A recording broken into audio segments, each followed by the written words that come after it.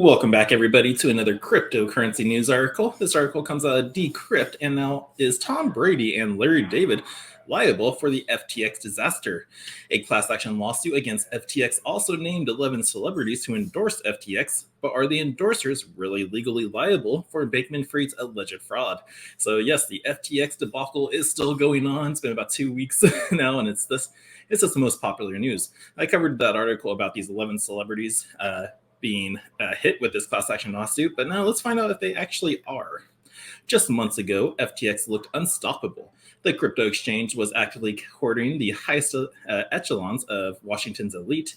Its wonderkind CEO graced magazine cover after magazine cover, and A-listers including Tom Brady, Larry David, Gisele Bündchen, Steph Curry, and Shaquille O'Neal were lining up to endorse the company and spread its reach to the masses.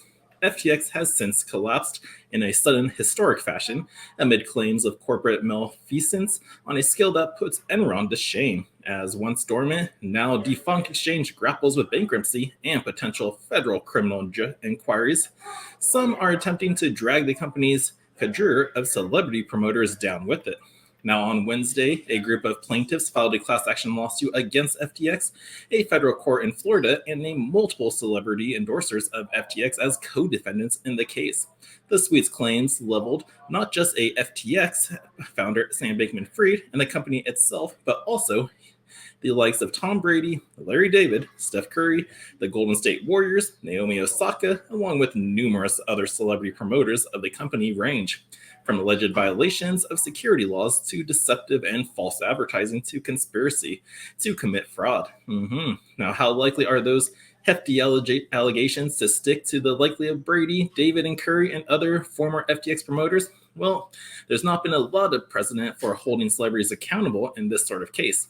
Hannah Taylor, a partner at law firm Frankfurt and Kernitz, specializing in consumer protection and blockchain technology, told Decrypt it's usually done to help draw PR attention to a case. The suit's allegations span a wide range of legal topics and standards, but the core to most of them is a matter of knowledge and intent. Did these celebrities know they were peddling inaccurate information? Were they knowingly exposing everyday consumers to financial ruin?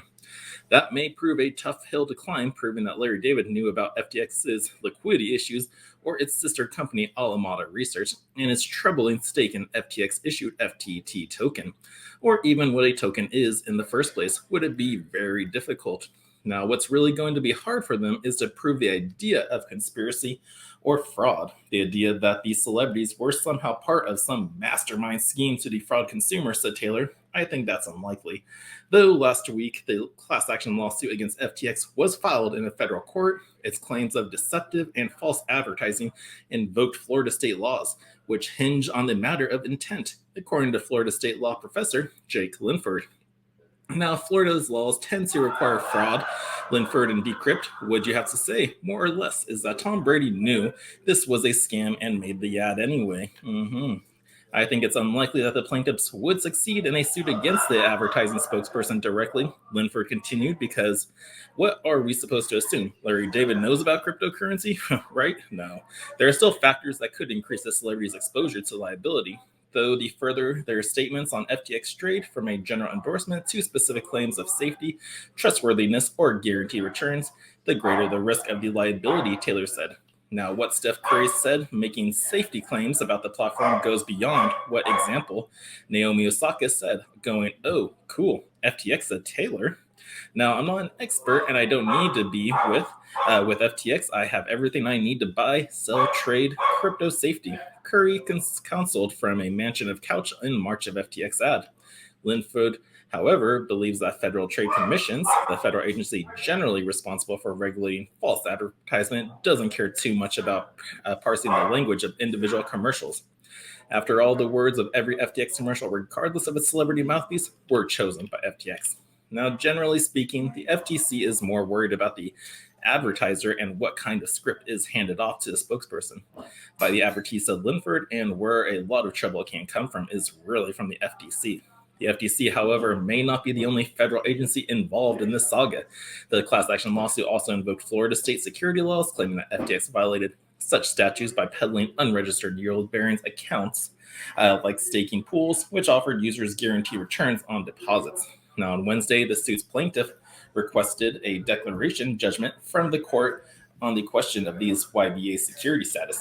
In a plain English, that means the case's judge will have to make a call soon, yes or no, as to whether FTX's YBAs were indeed unregistered securities. If they were, things get more complicated quickly for FTX's celebrity fellow travelers. Now, once a digital asset that someone is promoting is found to be a security, additional rules apply about what they have to disclose and how they have to engage with consumers, Taylor said. Last month, the Securities and Exchange Commission charged Kim Kardashian with security violations for promoting an Ethereum-based token, Ethereum Max, while failing to disclose the $250,000 she received for the promotion. Kardashian ultimately agreed to pay $1.6 million for the infraction. So she didn't report on her situation, which was going on, but all of these guys, I think they do need to. And let's see. If the Florida judge in the last week's lawsuit rules that FTX's YBAs were in fact securities past celebrity endorsers of FTX could be exposed to increase liability, said Taylor. So if FTT becomes a liability and security, these guys may have a little more that they need to do. But even without a favorable ruling, the suit itself could attract the interest of the SEC, as in the case of Kardashian or other state regulators indeed. Securities regulators in Texas are already taking a close look at FTX's celebrity endorsers, according to Bloomberg. For Taylor, the class action lawsuit could likely be the least of the celebrities' worries, even if the plaintiffs might not be able to prove from a class action standpoint that these celebrities were willfully involved in some conspiracy to defraud consumers. You might have technical non-compliance with other laws, she said. So they gotta try to prove to these guys that they knew they were fully endorsing one of these scams and whatnot. So I don't think they knew about the inner workings of FTX and all the hidden transactions going on, and as well as them not really even having the full-on cryptocurrency that they said they were. So these guys probably have nothing to worry about. Just they got to disclose what they were paid for each of their endorsements that they did happen.